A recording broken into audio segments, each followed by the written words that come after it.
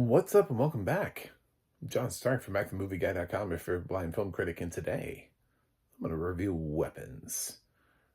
This stars Julia Garner, Josh Brolin, Amy Madigan, Benedict Wong, and Alden Ehrenreich, among others, and is directed by Zach Kreger, one of the few talented people in Hollywood I've actually met, and this is his follow-up to Barbarian, and it's already done gangbusters at the box office.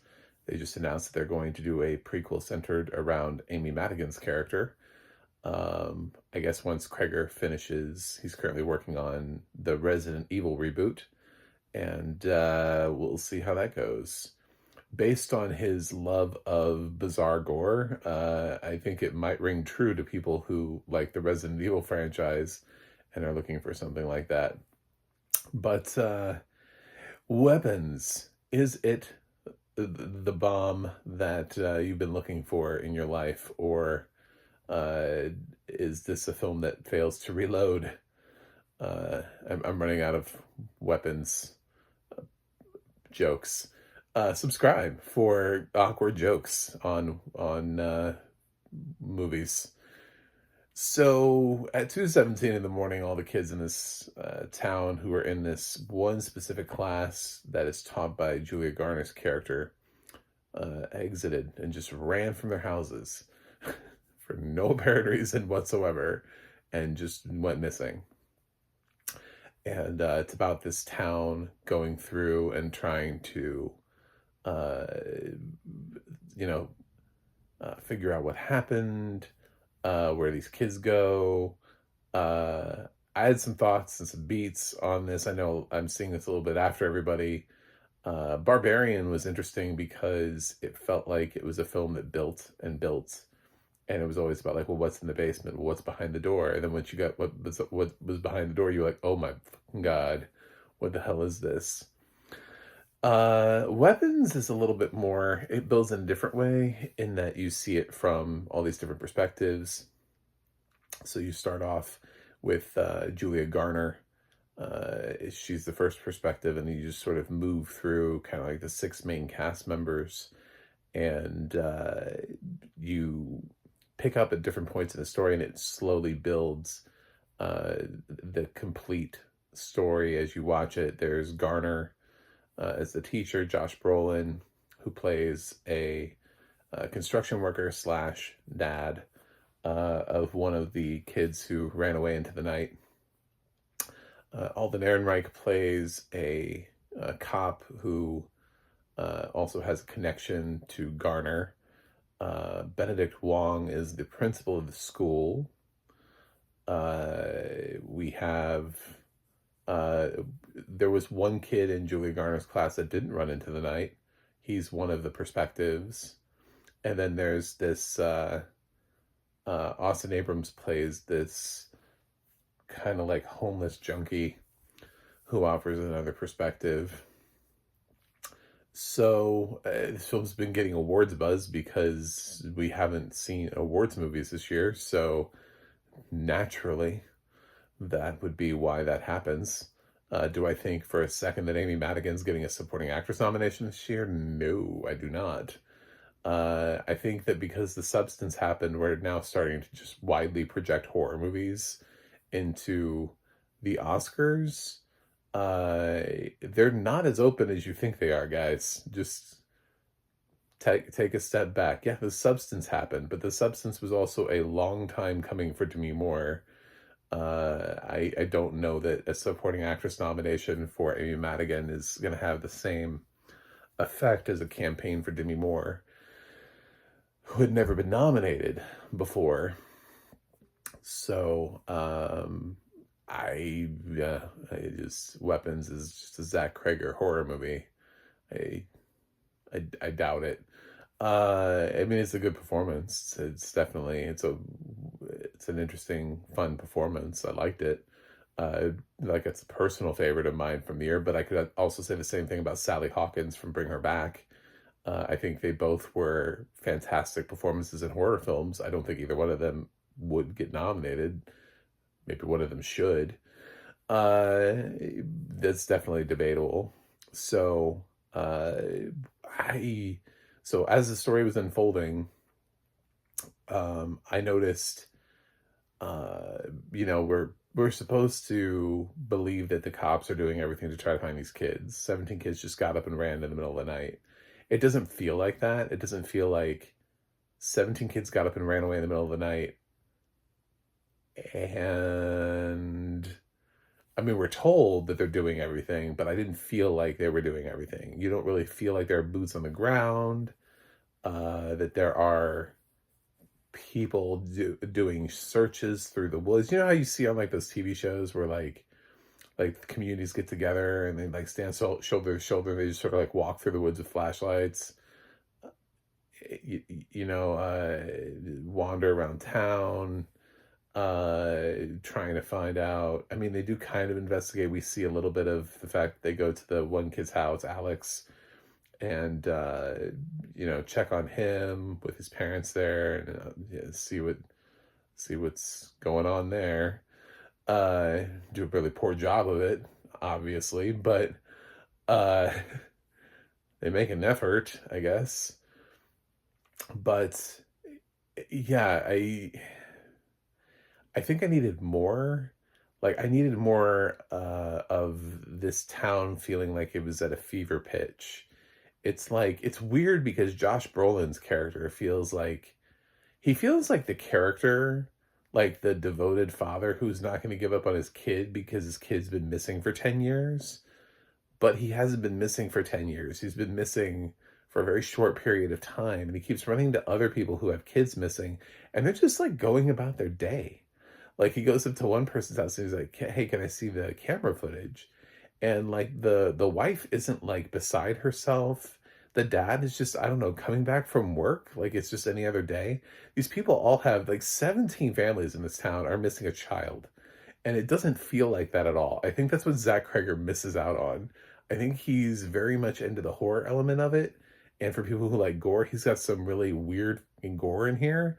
But uh I this is supposed to be a town that's missing 17 kids. Never felt that. I never felt that once. Not one fucking time. There was like maybe the beginning of the meeting where Julia Garner's in there and she's getting yelled at by some people. Like, where's our kids? But in general, no, because Josh Brolin's character is like an oddity. He stands out from everyone else, from his own family, from other families. Why doesn't he go down to the police station? For example, like he goes down there to try to see, how the progress. Why aren't there other parents? Why does no one give a shit? It feels like all of these parents were like, our kids are, well, fuck them. We don't like that kid anyway. Like, what happened in this town? There should be all of these other extras. In every scene, they should be running into a parent who's like, where's my kid? What's happening in this town? And it doesn't feel like that at all. And that's what took me out of Weapons, is that you took 17 kids from their house. And it hasn't been a long period of time. This isn't like something where like 10 years ago this thing happened, right? No, this is very recent. The kids are missing. They have not been found. They think something nefarious has happened. Uh, Garner she gets like a death threat kind of, and like her car gets painted on, but they think she might have been involved, but they're not really sure. This is such a weird movie functionally. What I needed Zach Kreger to do is to strip away and write a movie, and then he can figure out how to make it a horror movie. But he never wrote the movie. He wrote a horror movie and then backtracked it and figured out how to make that horror movie feel conceptually more interesting than just simply like crazy moments of gore. Like he built it out from there and was like, well, each one of these, I've heard something about how each one of these perspectives is like a part of Kreger or something like that. I don't know.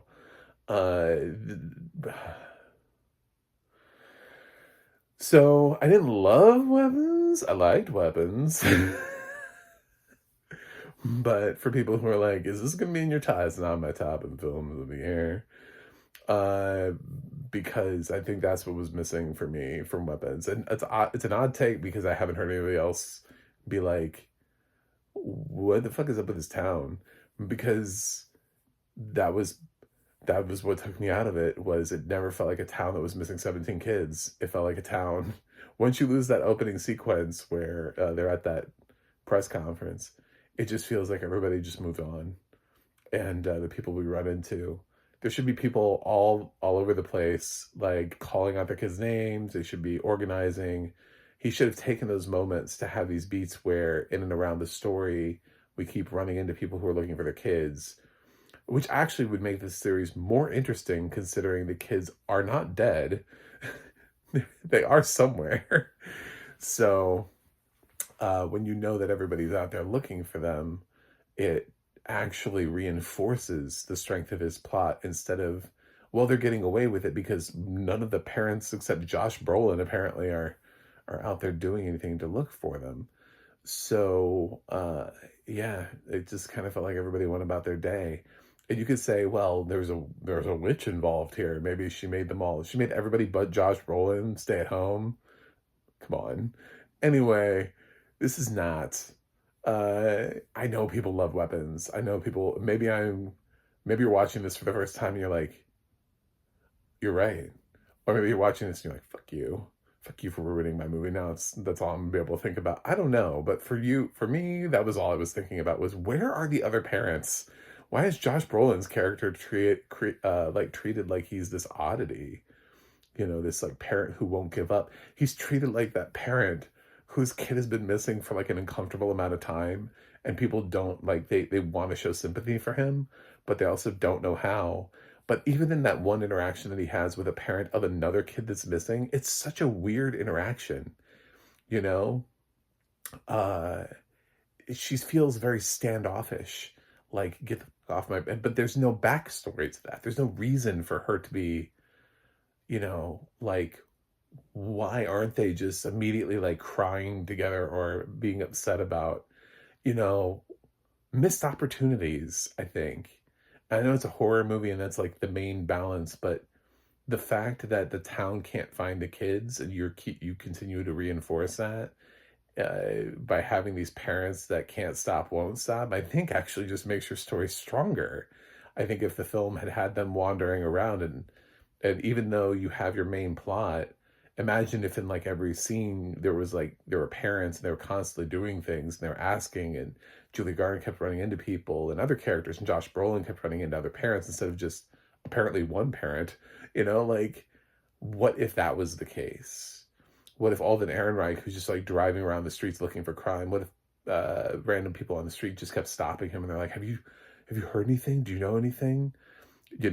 I think that makes the film more interesting than what we got. Instead, he's just like he chases down the random drug addict guy, Austin Abrams, but why? This doesn't even feel like it's that big of a town to have like people that like it's got that small town vibe to it. So how do they not know who these people are? Anyway, performances, I thought they're all good. There's certainly an odd element to it that they're asked to do. Madigan is obviously the standout. I did like Brolin and I did like Garner. Ehrenreich was fine. His character is a little all over the place. And I always struggle to like him in general as an actor. I don't have nothing personal against Alden Ehrenreich. Like we've never met. He didn't piss me off.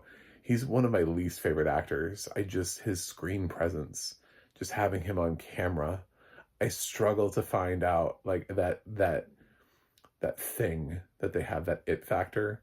I'm like, who saw this and why do we keep saying he has it? I'm missing it altogether. I know Austin Abrams was in Wolves. Wasn't necessarily a terribly memorable performance, but he's a little bit more memorable here. The standout is Amy Madigan, and also the kid that plays Alex has a lot to do here, and a lot is put on his shoulders as well. So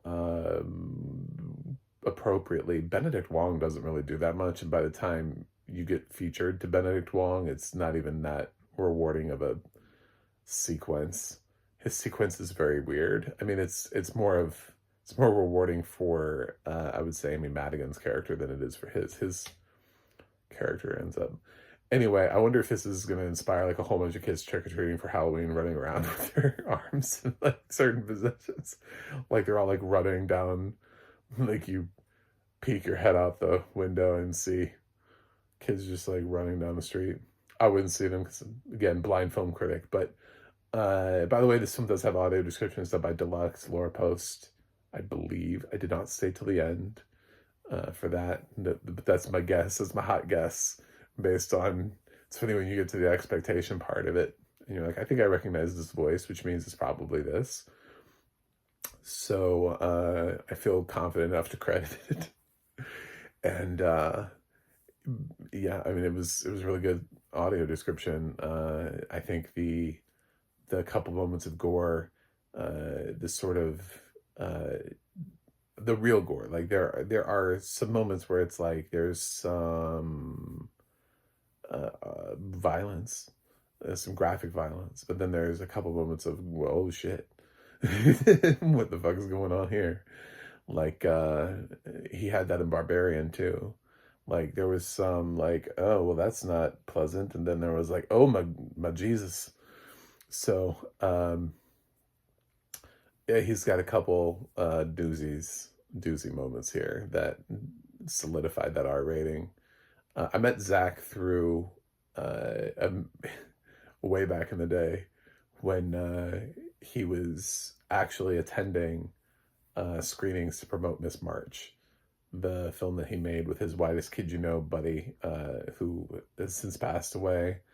But yeah, I saw Miss March, but my screening of Miss March had the two leads of Miss March there, and I met them, and that was fun, and I got to talk to them. So I never thought he would have turned into like a horror director. That was not in the cards at the time. I kind of want Kreger to challenge himself a little bit more on the storytelling front and build out these stories, because he gets so close. He crafts really interesting worlds and concepts and stories, and like they feel original, and when you see them plotted out. But I think he's so interested in becoming this director who's known for random acts of gore, that he's forgetting what builds. I would encourage him to sit down and watch like Hitchcock's filmography and think about story and structure, because I do believe that the only thing that I do believe that it would have only enhanced the film had the town been in panic mode the whole time. Had there been parents going door to door, had Josh Brolin not felt like an oddity, but Josh Brolin just felt like he was one of the parents who accidentally like fell into the main plot of the story while the other parents were still walking around. Like he should have like a wife that we see, and like, what's she doing? Is she upset? What's happening? What's his, what else is going on in these people's lives? It's just a very odd film, because it feels like these kids have been missing for much longer than they have been, and the parents have given up, except Josh Brolin. And I don't think that's true. I mean, there are parents whose kids who keep looking for their kids, 20 years later, because they want closure. And that's what Josh Brolin feels like in this movie. It feels like he's seeking closure. But when you get to the end of the movie, you know that, like, man, not like virtually no time has passed. Not really that much time. So either the other parents are all like, well, I'm sure our kids will come back. And Josh is the one who's like, no. I'm going to find him. But I'm beleaguering this point because it's literally all I could think about the whole movie was like, where are the other fucking parents in this movie? So casting, I guess, like maybe they couldn't pay a bunch of actors to have all of these sort of small parts and run up to people. He didn't take the time, They might be in the background. I will admit I'm blind, and there might just be townspeople just standing in the background all the time. But it's the interactions with people. It's actually hearing the voices calling out. It's being constantly reminded. It's Julie Garner bumping into more than Josh Brolin. It's Alden Ehrenreich being asked by a parent. You know, it's all of the little things along the way to remind the viewers that their parents are missing their kids, and they do care, and they are actively searching, and Josh Brolin is not an anomaly.